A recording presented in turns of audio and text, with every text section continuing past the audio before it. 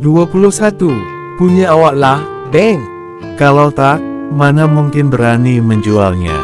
Jawabnya begitu meyakinkan. Tapi, mengapa tak dipakaikan lonceng? Din menatap sekilas sosok laki-laki berkaos singlet serta bawahan celana selutut. Gatal-gatal macam kurapnya bila dikalungkan bunyi-bunyian, makanya tak mengenakan tanda pengenal. Alasanmu kurang meyakinkan, tapi masih masuk di akal. Lalu dirinya dan ketiga anak buahnya mulai memeriksa 2 ekor lembu betina. Ayo kita bahas soal harganya. Din mengikuti juragan lembu tadi, masuk ke dalam ruangan tidak berapa luas tanpa sekat, duduk di kursi kayu yang terdapat meja kerja. Sang juragan membuka laci terkunci, mengambil kantong kresek hitam dan mengeluarkan segepok uang, menghitungnya dengan teliti. Awak hanya berani menghargai segini. Menyodorkan 2 ikat uang ke Din. Yakin cuma dibeli dengan harga segitu. Alis Din hampir menyatu, menatap sinis. Maaf, tapi memang harga jual lembu sedang turun. Din berdiri, lalu dirinya menggebrak meja. Brak, astaga, apa-apaan kau nih? Hampir copot jantungku, ujarnya terkejut sambil memegang dada. Kalau hendak menipuku, ya jangan mencolok kalilah, Bang. Taknya kalian tengok, kalau 2 ekor lembu tuh sedang bunting. Rasanya mustahil sih bila tak menyadarinya, sebab tadi abang dan lainnya sibuk meraba perut dan saling melempar pandang, betul kan? Din tersenyum puas kala melihat raut kikuk sang juragan. Sekarang aku percaya kalau tuh hewan memang milikmu. Kembali dirinya mengambil uang dan memberikannya kepada sosok wanita berwajah cantik, tetapi memiliki tatapan setajam silet. Kurasa ini sudah pas. Din mengambil lembaran uang yang terlihat tebal itu. Tunggu sebentar, biar ku hitung betul dulu, siapa tahu tumpukan duit ini dicampur kertas. Astaga, taknya mungkin ku menipu wanita galak macam kau nih, Dek. Cari perkara saja tuh namanya. Ujarnya terlihat pasrah, duduk kembali di kursinya. Setelah memastikan jumlahnya sesuai keinginan, Din langsung memasukkan uang tadi ke dalam tas. Ia merogoh saku celananya, mengeluarkan 3 lembar rupiah berwarna hijau bergambar orangutan. Nih, ku kasih bonus buat abang dan lainnya. Anggap saja untuk beli pisau cukur, babat tuh bulu ketiak kalian yang rimbunnya macam pohon beringin. Setelahnya Din pamit undur diri, berjalan santai sambil bersiul riang. Tadi tuh betulan perempuan atau wanita jadi-jadian, Gan? Tanya salah satu anak buah si juragan, yang sedari tadi memperhatikan. Entahlah, tapi, cukup sekali ini saja aku berurusan dengan orang macamnya tuh. Kalau keseringan, bisa punya penyakit jantung nanti. Nih ambil, beli pisau cukur sana. Juragan menyerahkan uang pemberian Din. Hebat betul ya, baru kali ada yang ngasih bonus ke juragan. Mana uang gambar monyet lagi, dia tak bermaksud menyindir kita, kan? Kurang ajar kau, berani betul menyamakanku dengan mawas. Bukan salah kami, Gan. Cuma menyampaikan tuduhan saja. Kedua anak buah si juragan pun lari tunggang langgang. Din kembali menempuh perjalanan panjang, dirinya tidak melewati rute tadi, tapi mengambil jalur naik dan turun bukit, sesekali berhenti memetik bunga liar, dan mengikatnya menggunakan rumput. Hampir tidak ada berhenti untuk istirahat, kini sosoknya telah memasuki area pemakaman umum, berjalan pelan sambil sesekali menyeka keringat di pelipis, baju bagian punggungnya basah sudah. Assalamualaikum ayah, lihatlah, apa yang Din bawa. 1 ikat bunga teruntuk orang tersayang. Diletakkannya bunga tadi tepat di pusara bapaknya. Yah, ternyata dunia tak seindah kelihatannya ya. Lukisan awan hanyalah hiasan semata. Alam pun cuma sebagai pelengkap, sedangkan semesta terlalu jahat bagi diri ini yang hanyalah seonggok daging bernyawa tak diakui. Hanya untuk bertahan hidup, dan membuktikan bahwa bukan wanita pembawa sial, Din harus melewati jalan semak berduri, berdiri di antara pilihan hidup dan mati, wajib waspada agar tak salah langkah. selalu hati-hati supaya tak mati sia-sia. Apa memang harus sekejam tuh jalan yang harus Din lalui? Ya. Tak adakah sedikit saja bahagia walaupun hanya sebutir padi? Terkadang diri ini sampai lupa bila berjenis kelamin wanita, sebab terlalu kasar pekerjaan yang ditekuni. Ayah, apa betul bila rupa kita sama? Rambut keriting ini pun keturunan dari ayah. Tapi, mengapa tak sekalipun datang ke mimpi Din? Anakmu ni tak sekuat batu karang ya? Nya hanya pura-pura tangguh agar tak mudah ditindas. Tahukah engkau ya? Bila setiap tanggal ulang tahun serta kematian ayah, emas selalu menangis sambil memeluk baju satu-satunya peninggalanmu. Bila sudah macam tuh, Dinlah yang sibuk menghiburnya. Setelahnya kebingungan sendiri bagaimana caranya menenangkan perasaan yang berkecamuk. Wanita berkaos longgar dan dibalut lagi dengan kemeja panjang itu terlihat merentangkan kedua tangan. Pipinya ia tempelkan pada gundukan tanah. Posisinya seperti memeluk sosok orang terkasih. Ia sedang melepaskan rindu sekaligus berkeluh kesah. Tahu tak, Kak? Tadi ada yang menanyai tentang Bapak Abdul Sidik. Apa tuh nama ayah, Kak Tia? Danang bertanya sambil memperhatikan joran pancingnya. Mutia yang duduk di batang kayu menjulur ke arah sungai itu, segera menolehkan wajahnya menatap Danang. Siapa? Terus kalian jawab apa? Gara-gara si Budi, kami jadi tak pintar. Jadi jawab tak tahulah Kak. Lagian mengapanya tak nanya nama Bang Agam, Kak Wahyuni atau Kak Mutia, malah bertanya sosok yang sudah tiada. Ayek ikut menimpali. Biarkan sajalah. Kalau lain kali ada yang tanya lagi macam tuh, tunjukkan saja rumah di bawah pohon beringin. Kak Tia, kenapa tak pernah kelihatan sedih walaupun sudah kehilangan sosok seorang ayah? Tanya Rizal lirih. Hidup nih cuma sekali, daripada bersedih lebih baik happy. Apa tuh happy? Tanya Danang yang memiliki keingintahuan besar. Artinya senang. Jadi, macam memilih bahagia dan senang selalu daripada bersedih. Jawab Nirma yang sama-sama duduk di pohon dengan kaki hampir menyentuh air. Makanya belajar yang rajin, supaya tak bodoh terus. Mutia berkata sinis. Ayek mencebik sambil menggeleng kepala. Malaslah. Banyak kali tugas kami, jadi berkuranglah waktu bermainnya. Baru saja pintar menulis angka yang macam burung terbang, bebek, mamak hamil, malah ditambah belajar bahasa luar angkasa. Cepat tua kami nanti, Kak. Loh, pancingnya dibawa ikan, Tia. Nirma berteriak kala joran yang dia pegang jatuh ke air dan bergerak cepat. Memang pau kau, Nirma. Harusnya pegang erat-erat, bukannya sibuk melinting rambut teros. Cepat kejar tuh pancingnya, sepertinya ikan besar yang menyambar. Mutia sudah duduk tegak. Macam mana caranya? Nirma panik bukan main. Terjunlah kau, tapi aku tak pandai berenang, Tia. Nirma malah berpegangan erat pada batang pohon. Tak apa, ada aku. Palingan ku biarkan sebentar dirimu tenggelam biar macam ikan buntal, baru ku tolong. Cepat melompat, Nirma. Pao, siapa yang menggoyang pohonnya? Biur. Bukan cuma Nirma yang terjatuh, semuanya ikutan tercebur. Nek, lembu kita ada yang tak pulang, sudah lelah kami mencarinya. Tapi, tetap nihil hasilnya. Zulham mengatur napasnya, dirinya berlari kencang menyusuri jalan setapak perkebunan karet, agar lebih cepat sampai rumah. Bagaimana bisa, Nek Blade sampai berdiri dari kursi goyang rotan. Bersambung. 22. Sebelumnya saya ingin memberitahukan susunannya ya Kak, karena masih ada yang bingung tentang alur ini. Kisah Din mundur 2 tahun sebelum Amala. Amala sudah bertunangan dengan Yasir. Wahyuni sudah menikah dengan Hasan, dan memiliki 1 orang putri umur 1 tahun. Mutia masih gadis dan berkuliah di ibu kota provinsi, baru mulai dikejar si bucin Ikram. Nirma masih polos, belum kenal burungnya asil Yasir Huda.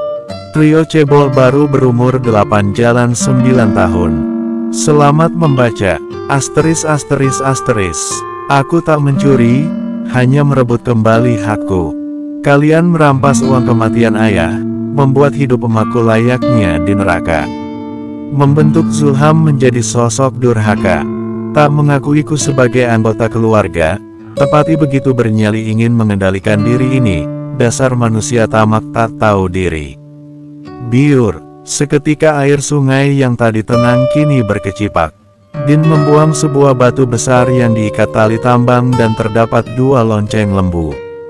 Sampai mati pun, kalian takkan bisa menemukan barang bukti, ujarnya seraya menatap tajam sungai bagian terdalam, di mana dia melenyapkan jejak hasil merampoknya. Sayup-sayup Din mendengar suara trio Cebol dan Mutia yang sepertinya terlibat perdebatan sengit. Ia melangkah begitu pelan agar tidak menimbulkan suara. Dasar biang kerok, di mana berada pasti ribut. Mungkin bila diajak berperang, sudah mati duluan sebelum berkesempatan menjatuhkan lawan. Dibukanya sepatu bootnya dan juga tas ransel, lalu menaiki batang kayu. Mutia dan ketiga muridnya sedang sibuk dengan Nirma yang terlihat enggan melompat. Mereka tidak menyadari keberadaan Din di belakang mereka dan sudah bersiap hendak mengguncang. Siapa yang menggoyang pohon? Mutia dan lainnya langsung melihat ke belakang. Terlambat, mereka sudah keduluan terlempar dan tercebur. Kak Din Pao, Biur, tolong. Tia, tolong aku. Nirma berteriak sambil memejamkan mata. Astagfirullah. Melek, Nir, tinggi airnya saja cuma sebatas lehermu. Bisa-bisanya kau berteriak macam orang kesurupan. Mutia menarik rambut belakang Nirma.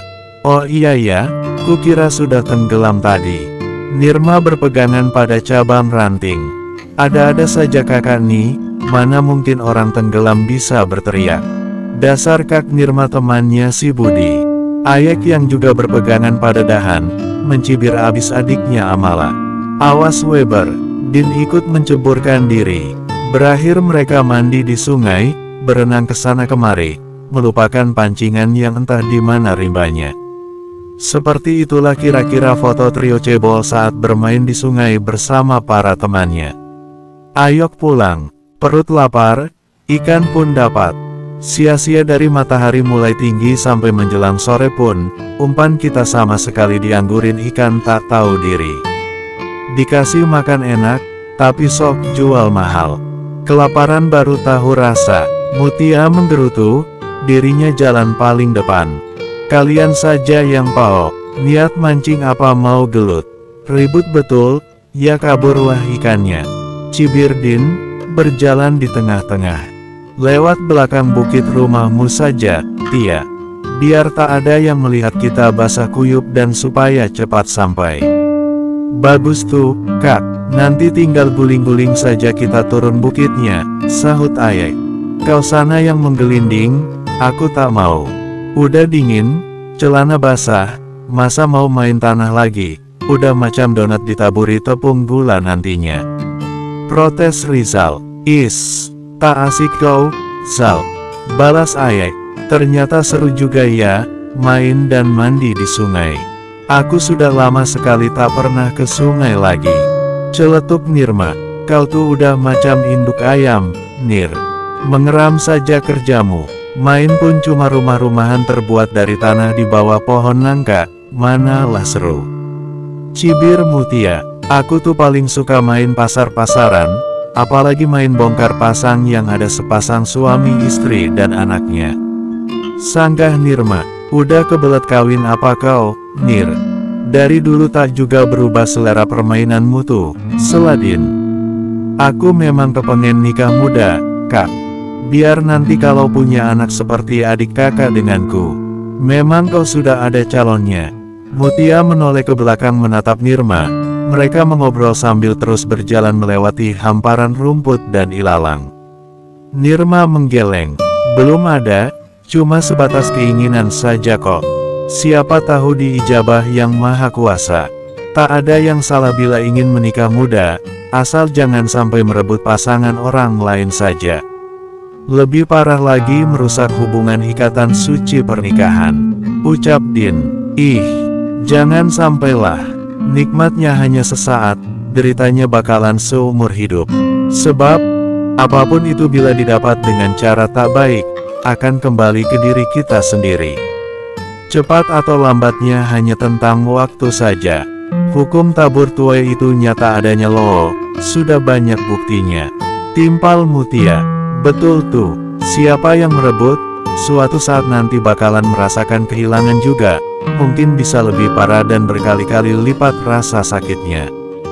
Din menambahi kalimat mutia. Nirma hanya diam saja, bingung hendak menanggapi bagaimana. Dalam hati berharap jangan sampai menjadi sosok perusak kebahagiaan orang lain. Kak Tia, kapan rencana kita menguras rawa-rawa hampir kering tuh? Ayek menunjuk pinggiran tempat yang sebagian penuh rumput serta berlumpur dalam. Kapan Kak? Din, Mutia bertanya kepada sahabatnya. Lusalah, sepertinya tak lama lagi akan turun hujan. Jadi, kita harus gerak cepat. Lagi pula aku ingin buat ikan asin gabus. Kau sudah izin Bang Agam belum, Tia? Tak payah izinlah, Tia kan termasuk pemiliknya. Ucapnya Pongah. Sore hari menjelang maghrib. Nek, lembu kita ada yang tak pulang, sudah lelah kami mencarinya. Tapi, tetap nihil hasilnya. Beritahu Zulham, bagaimana bisa? Nek Blade sampai berdiri dari kursi goyang rotan. Tak tahu, Nek, tadi sewaktu hendak menggiring pulang bersama warga lainnya, ternyata punya kita ada yang tak berkumpul dengan kawanannya. Zulham masih berusaha mengatur napasnya. Lembu apa yang hilang, Zulham? Nek Blade begitu emosi, sampai kepalanya terasa berdenyut. 2 ekor lembu betina yang lagi bunting, Nek. Garis bawah apa? Sekujur tubuh Nek Blade bergetar, kepalanya terasa berat, dan netranya berkunang-kunang. Mengapa dadanya sesak sekali, dan bumi terasa seperti berputar, berguncang? Apa ada lindu, gempa bumi kah? Nenek, Mama, Zulham dan Ai memapa sosok tua yang terlihat begitu lemas, lalu mendudukkan pada sofa ruang tamu. Indri, ambilkan air putih. Istrinya Zulham langsung menurut, mengambil segelas air putih, yang langsung diminum Nek Blade hingga tandas. Pergi ke rumah wanita pembawa sial tuh. Semua nih pasti ulahnya. Mana ada yang berani selain Din gila. Cepat Zulham. Nek Blade kembali berteriak. Napasnya sudah pendek-pendek, wajahnya pias. Lembuku, mengapa harus yang bunting? Biadab betul si pelaku kurang ajar tuh. Zulham pun bergegas menghidupkan motornya. Indri tidak mau ketinggalan. Bersama mereka menuju rumah Din. Apa yang hendak abang lakukan, bila memang Dinlah pelakunya? Bersambung. 23. Ya Tuhan, sudah macam gembel kita. Kesasar entah sampai mana, perut keroncongan. Hari mulai gelap, matahari pun nyaris tenggelam. Kau tak berniat menginap di sungai besar nih, kan, Ikram? Yudi menatap gemas sekaligus kesal sahabatnya. Ikram yang duduk berselonjor di pasir campur batu kerikil pinggir sungai, hanya bisa menghela napas panjang. Maaf, Yud, aku juga tak menyangka kita akan terdampar di sini, ucapnya penuh sesal. Bukan tak menyangka, hanya saja kau keras kepala. Sudah ku ingatkan berulang kali, lebih baik pulanglah kita dulu. Tapi, dasarnya kau bebal. Sekarang macam mana nak balik coba? Sepanjang mata memandang hanya ada aliran sungai dan rimbunnya pepohonan di seberang sana. Lain kali bila bertemu gadis yang kau anggap milikmu tuh, langsung ikat saja. Kurungnya di dalam rumah. Biar tak menyusahkan macam nih, ketemu pun tidak, tersesat ia. Lagi-lagi Yudi menggerutu. Apanya mau? Baru didekati saja sudah kabur. Ah, gadis kutu macam jinak merpati. Ikram memusak rambutnya, seraya tersenyum hangat, wajah penuh binar bahagia. Yudi berdiri dan berteriak kencang. Auho, bisa gila aku lama-lama. Mama tolong anakmu nih. Ada masalah apa kalian teriak-teriak? Pantang bersuara lantang bila memasuki waktu petang. Ikram dan Yudi langsung menoleh ke belakang, menatap sosok laki-laki tinggi, wajah tegas dengan jambang halus, dan tatapan mata tegas. "Maaf, Bang, mobil kami kehabisan bahan bakar. Perkenalkan, nama saya, Ikram Rashid." Ikram yang tadi otomatis berdiri, kini mengulurkan tangannya. "Agam Sidik." Agam menjabat sebentar tangan Ikram dan Yudi. "Sidik, apa betul nih abangnya Mutia?" Kening Ikram mengernyit, batinnya begitu berisik. "Pak Cik." Agam memanggil sopir yang tadi pagi mengangkut Mutia dan barang-barangnya. "Ya, Nak, apa kita masih punya persediaan bensin? Kalau ada, tolong berikan pada mereka." Pak Cik pun mengangguk, kembali ke mobil pickup yang tidak jauh di belakang mobil milik Ikram. Yudi mengikuti pria paruh baya itu. "Berapa harus kami bayar, Bang?" tanya Ikram, netranya melirik sosok bersahaja yang sedang membuka sepatu bootnya, menggulung celana jeans. "Tak perlu, pakai saja. Sepertinya kalian bukan penduduk sini, apa betul?" Agam hanya sekilas menatap sosok Ikram yang mudah sekali ditebak dari mana dia berasal. "Betul, Bang. Kami dari kota provinsi, datang kemari hendak mencari alamat seseorang, tetapi malah kesasar." "Oh, rumah siapa yang hendak kalian tuju? Ingat ya, Bang, bila datang ke kampungku, jangan pernah menyebut nama Mutia. Kalau sampai abangku tahu, bakalan tak boleh diri ini berkuliah di ibu kota." Sepenggal percakapan itu terngiang-ngiang di kepala Ikram, dia menjadi ragu untuk menjawab. Apalagi dirinya meyakini kalau Agam Sidik ini abangnya Mutia, terlihat kemiripan pada paras mereka. "Kami mencari rumah Bapak Harjo," ucapnya spontan. Agam yang sedang membasuh kaki, kedua tangan serta wajah, terlihat berpikir keras. "Warga desa mananya? Sepertinya di sini tak ada nama tuh. Katanya desa pertanian, tetapi tadi sudah kami tanya sana-sini, tak ketemu. Mungkin lain kali saja mencari lagi, sebab sekarang sudah hampir maghrib." Ikram sedikit menunduk, sebenarnya batinnya sedang berperang ingin menanyakan sesuatu, tetapi logikanya menahan. Pria dewasa itu menyisir rambut basahnya menggunakan tangan, lalu mengelap wajah. "Sudah selesai, Pak Cik." "Sudah, Nak. Besok jadi tak, kita bawa suaminya Mutia untuk berobat." "Bawa saja, Pak Cik. Bila perlu ke dukun patah tulang sekalian." "Dek, suami Mutia sudah nikah. Mengapa tak memberitahuku?" Ikram merasakan nyeri di ulu hatinya.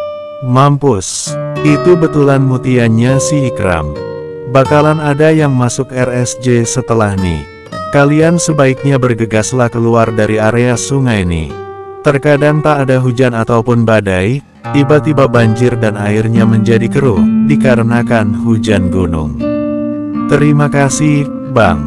Yudi yang bersuara, Ikram hanya menunduk sedikit membungkuk.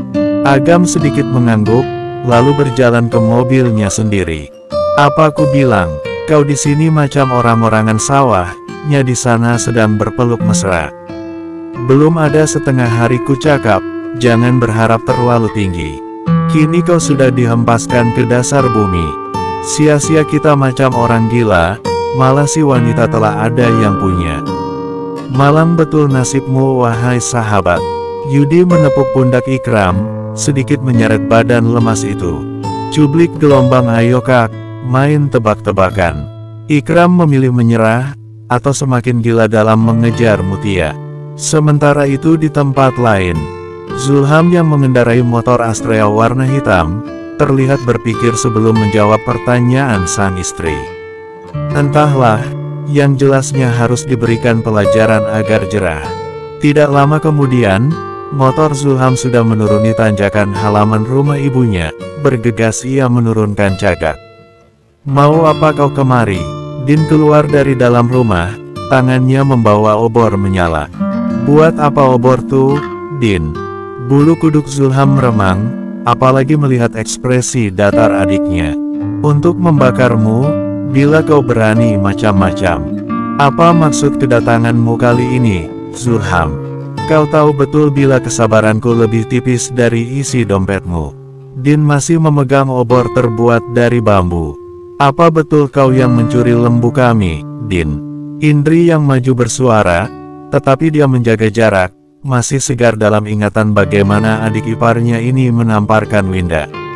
Kami siapa? Lembu apa? Orang longor, bodoh, mana yang datang-datang langsung bertanya tanpa menceritakan kronologinya. Ada apa lagi nih? Bila kalian datang hanya untuk membuat keributan, lebih baik pulang saja. Kami hendak pergi ke masjid. Emak Inong yang baru saja ke depan rumah, menyela perdebatan kedua anaknya.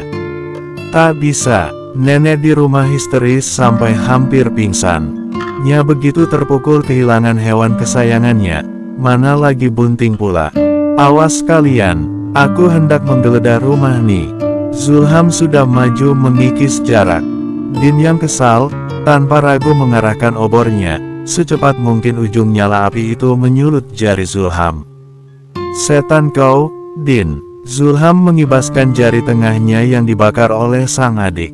Masih mau maju? Sudah siap ku bakar hidup-hidup. Ayo sini, jangan ragu-ragu. Indri menarik lengan suaminya, tentu dia tidak mau mati sia-sia, apalagi adik iparnya ini termasuk sosok yang kalau marah, akan seperti orang gila. Bila kau terbukti bersalah, aku pasti akan menghajarmu sampai babak belur, Din. Ancamnya sebelum membalikkan badan. Sebelum kau menyakitiku, terlebih dahulu dirimu menghadap Ilahi, Zulham.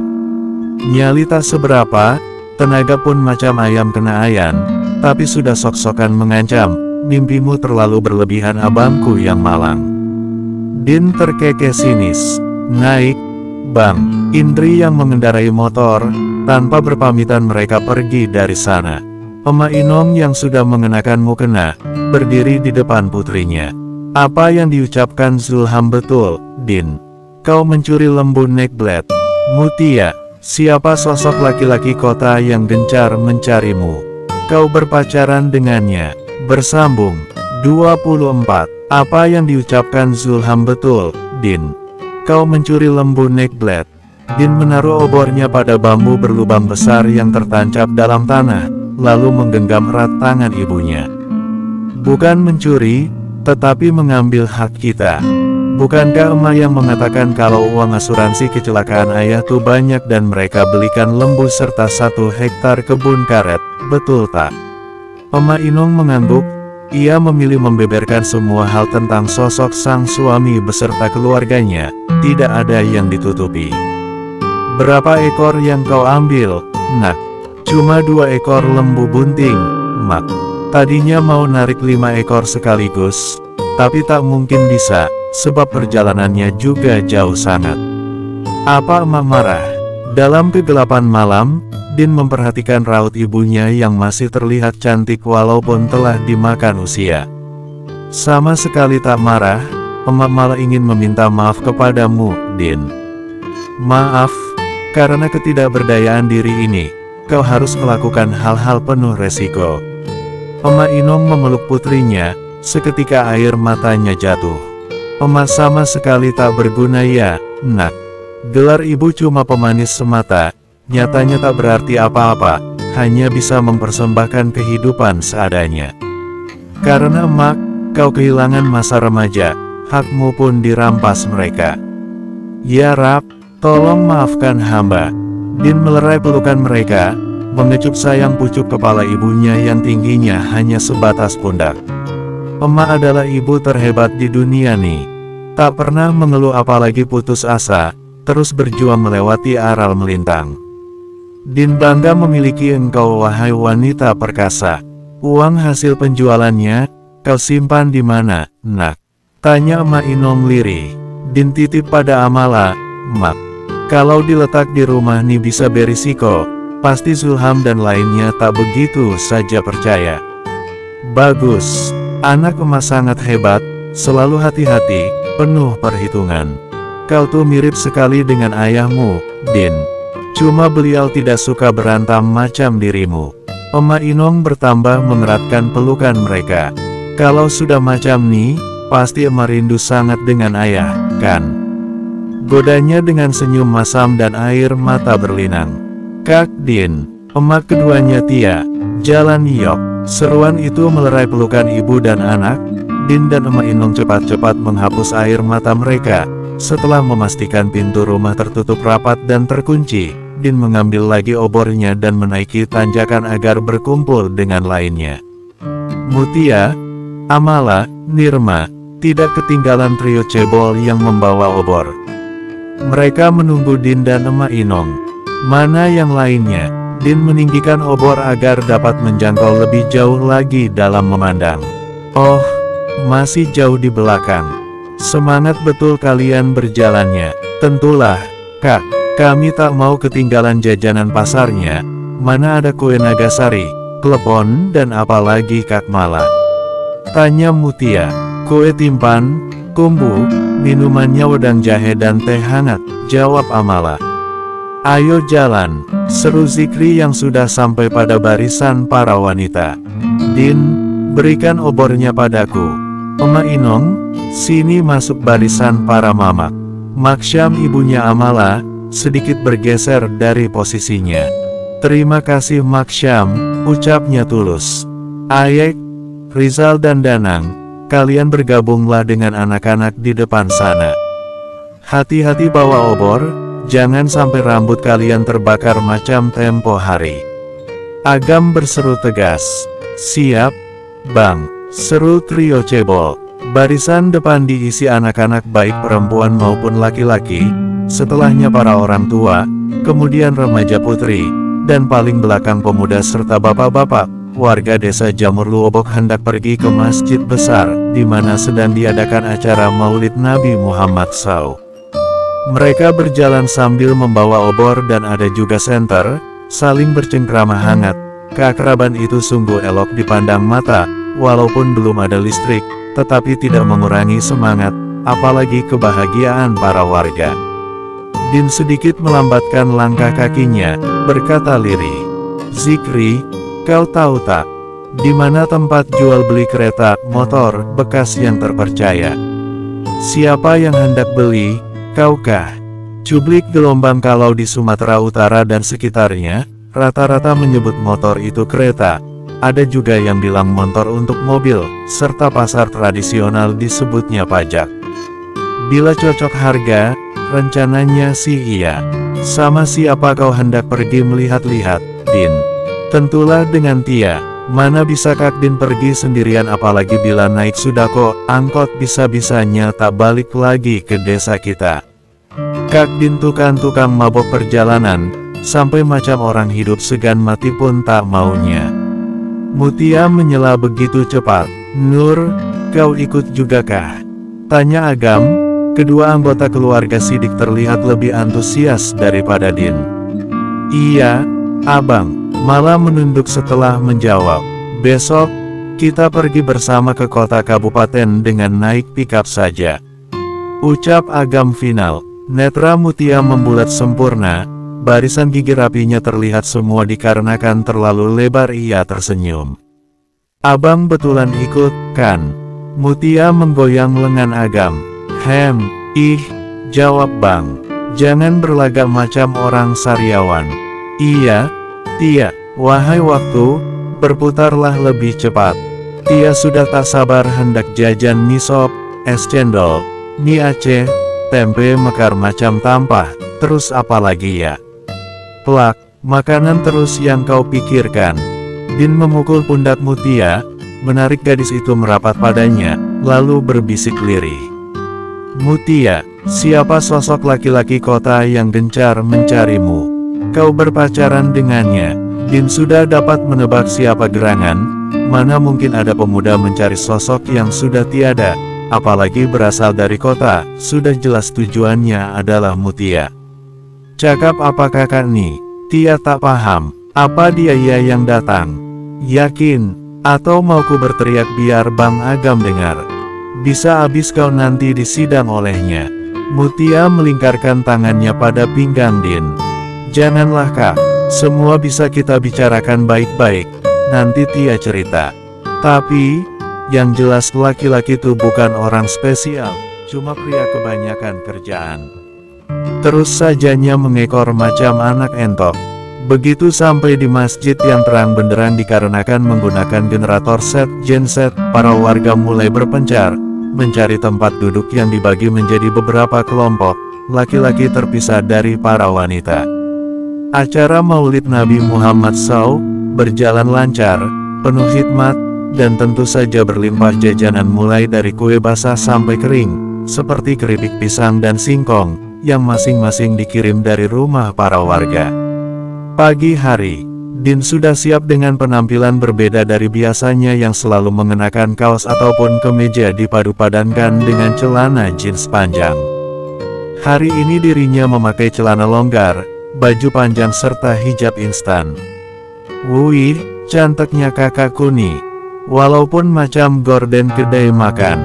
Mutia bersiul menggoda Din. Maksud kau apa, Mutia? Ini bukannya buah kecubung. Mengapa ada di sini? Bersambung. 25. Maksud kau apa, Mutia? Din berkacak pinggang, menatap penuh permusuhan, sedangkan yang dipandangi malah terkikik bagaikan kuda meringkik. Salah kakak sendiri, berhijab cuma sewaktu hendak bepergian keluar desa saja, ataupun pas ada acara di tempat tinggal kita, setelahnya buka tutup macam gorden kedai makan yang menjual sayur matang. Sindir Mutia dengan berani. Alamak, sudah berbuahnya asam Jawa nih, mengapanya diam-diam saja. Mutia bersiap memanjat pohon yang besarnya hampir sama dengan badan gadis itu. Kau udah macam monyet, Tia. Din mencibir, tetapi malah ikut memanjat. Tia, kau hutang penjelasan. Ayo cerita, siapa pemuda kota tuh? Din duduk di batang bawah Mutia. Mereka sedang mengemut asam Jawa yang sudah setengah masak. Kalau tak salah, namanya Ikram Rashid. Pekerjaannya menguntit, sukanya mencari perkara, hobinya memperhatikan Tia sambil membawa teropong. Betulan gila tuh orang. Siapa yang gila, Tia? Amala sudah duduk pada cabang lainnya, berhadapan dengan Din. Astaga, hampir saja jatuh, untung Jin Korintia cepat tanggap memberitahu. Kalau tak, sudah alamat masuk surga dirini. Begitu kau tiada, malaikat Ridwan langsung menutup pintu surga. Saking takutnya dia berurusan dengan makhluk langka macam kau nih. Ayo lanjutkan cerita lagi. Din menarik sebelah kaki Mutia yang bergelantungan. Kak Din, Mutia yang duduk mengangkang, langsung memeluk pohon. Tia ada bawa fotonya, sebentar. Diambilnya tas ransel yang sedari tadi ia gendong, lalu mengambil selembar foto kusut, bekas lipatan asal. Sudah macam bekas bungkus ikan asin saja ku tengok foto nih, kau apakan potretnya, Tia? Entahlah, Tia sendiri pun lupa. Capek kali mencarinya, tak tahunya ada di lipatan kaos kaki yang belum sempat dicuci. Astagfirullah, macam mana bilanya sampai tahu? Kalau fotonya kau campakkan kemana-mana, Tia. Malah menatap tidak percaya. Biarkan sajalah lah, Kak. Lagi pula sudah Tia bilang, jangan salahkan bila fotomu kujadikan senjata untuk menakuti tikus. Nya jawab tak apa-apa dengan ekspresi macam orang bodoh. Amala mengambil selembar foto tadi dari tangan Din, memperhatikan dengan seksama. Lumayan tampan, terlihat seperti laki-laki penyabar. Menurut kakak, lebih tampan dia atau Bang Agam? Jawab jujur. Mutia menatap serius wajah terkejut Amala. Bang Agam. Cicitnya seperti suara tikus kejepit. Kalau sama mulut manis, macam manisan jengkol tuh, lebih ganteng mana? Dia atau Bang Agam? Jawab Mala. Lebih tampan Bang Agam? Atau Yasir si pemaksa, yang menyuruhmu memanggilnya Mas, padahal wajahnya mirip besi berkarat, alias tak ada ganteng-gantengnya. Din ikut memojokkan sahabatnya. Kok, jadi aku yang kalian cecar? Kita sedang membahas laki-laki dalam foto Nilo, malah enggan menjawab. Ya, Kak malah tak seru. Gerutunya, kembali ke pembahasan semula. Cepat Tia, sebelum mobil pickup Bang Agam datang. Titah Din, dengar baik-baik ya, karena tak akan ada siaran ulang. Mutia memasukkan kembali foto Ikram dalam tasnya. Dia tuh sengaja menarik boneka monyet yang tergantung pada tas ransel Tia, terus pura-pura mengembalikannya, dan bilang tadi terjatuh. Konyol kan? Nya kira Tia tak melihat apa, padahal sedari awal sudah melirik tajam. Dari sanalah, Nya terus mendekati, memberi coklat lah, bunga mawar lah, bahkan sering menyelipkan uang dalam kertas surat cinta bersamaan dengan barang kirimannya, sambungnya dengan nada biasa saja. Berarti kau tak menyukainya? Tanya Din yang langsung mendapatkan gelengan. Lantas, mengapa menerima pemberiannya? Kan tak elok menolak rezeki datang, jadi ya Tia terima. Lagi pula tak pernah diri ini meminta. Nya sendiri yang inisiatif sendiri, lumayanlah untuk menghemat uang kiriman dari kampung dan menambah duit jajan. Dasar mata duitan, tak suka orangnya, tapi senang menerima pemberiannya. Cibir Din, biarkan saja, selagi nyata keberatan, dan meminta imbalan kenapa tidak. Macam mana kalau Nya menuntut pengakuan, Tia? Maksudnya, dengan kau senang hati menerima sesuatu darinya, terus dia sudah mencap dirimu sebagai miliknya. Tanya Amala. Gampang tuh, tinggal panggil Bang Agam, beres semuanya. Apa kau betulan tak memiliki rasa dengan si Ikram, Tia? Din menelisik wajah Mutia, mencari jawaban atas pertanyaan, tetapi tidak mendapatkan apapun. Susah, Kak, soalnya lebih tampan si Samson daripada Ikram. Macam mana nak suka coba? Gila kau. Bersamaan dengan itu, pikap Agam pun datang, bergegas ketiga gadis tadi turun dari pohon. Din, Amala dan Mutia duduk di bak belakang, sedangkan Zikri menyetir dan Agam menemaninya. Selama perjalanan yang lumayan panjang, melewati perkebunan karet, naik turun bukit, barulah mereka sampai di kota kecamatan. Masih perlu 2 jam lagi untuk ke kota kabupaten. Turunlah, kita mampir makan sebentar. Setelahnya baru lanjut lagi ke kota kabupaten, seru Agam yang langsung diiyakan. Bersama mereka memasuki warung makan yang menyediakan beberapa menu masakan. Nur, hendak pesan apa? Tanyanya, menatap sekilas gadis cantik berhijab merah muda. Lontong sayur, minumnya teh hangat saja, Bang. Ucapnya lirih. Yang lainnya pun menyamakan dengan menu pilihan Amala. Lumayan enak masakan wawak nih, kuahnya kental dan bumbunya terasa di lidah. Harganya pun pas di kantong. Din memberikan penilaiannya. Cuma tehnya kemanisan, rasanya macam minum air gula, timpal Zikri. Apalagi bila menyeruputnya sambil curi-curi pandang ya, Bang. Ibarat kata, tai kucing pun rasa coklat. Sindir Mutia, yang sedari tadi memperhatikan sosok pria dewasa di depannya, sesekali kedapatan memperhatikan Mala dan Din. Seketika suasana menjadi canggung. Agam yang biasanya selalu terlihat tegas dengan ekspresi datar, kini pipinya sedikit bersemu merah, tidak jauh berbeda dengan Zikri. Mutia berdiri. Cepat bayar, Bang.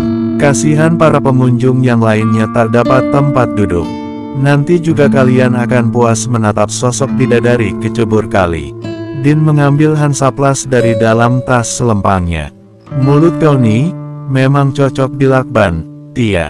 Peh. Kak Din Pao, jangan bilang nih bekas menutup udelmu, Kak. Astagfirullah. Zikri dan Agam mengelus dada. 2 jam kemudian, alhamdulillah, akhirnya sampai juga. Tia udah macam ikan asin, terpanggang cahaya matahari, menghirup udara berpolusi. Semua nih cuma demi menemani sosok wanita tidak tahu diri. Bukannya terima kasih, malah mulut awaknya ikat menggunakan tali ikat pinggang. Salahmu sendiri. Mau pecah rasanya kepala ini, gendang telingaku pun pekak jadinya, mendengar kau merepet terus, Tia. Semua dikomentari, sampai burung terbang terpisah dari kawanannya pun kau bilang Pao. Din membenarkan penampilannya. Kelima orang tersebut berjalan memasuki showroom motor. Zikri langsung mengatakan maksudnya, mencari motor yang sesuai dengan keinginan Din. Sementara di desa Jamur Luobo, Congkel saja jendelanya, Bang. Mumpung tak ada orang, Indri memberikan titah kepada sang suami. Mereka sedang berada di rumah Din. Sedikit bersusah payah, akhirnya Zulham bisa membuka jendela kayu bagian dapur, lalu melompat masuk. Geledah yang betul, Indri. Jangan meninggalkan jejak apapun, kau harus bekerja dengan rapi. Zulham dan Indri terus mencari bukti yang menyatakan kalau Dinlah si pelaku pencurian lembu. Tetapi nihil, mereka sama sekali tidak menemukan apapun. Lantas Indri naik amben dapur, membuka plastik yang tergantung pada dinding paku. Ini bukannya buah kecubung. Mengapa ada di sini? Secepat kilat Indri mengambil dan memasukkan 2 buah kecubung yang sudah berwarna hijau kecoklatan. Ada juga 2 lembar daunnya telah layu nyaris kering. Apa Bang Fikar? Betulan sudah bersetubuh dengan Din. Bersambung.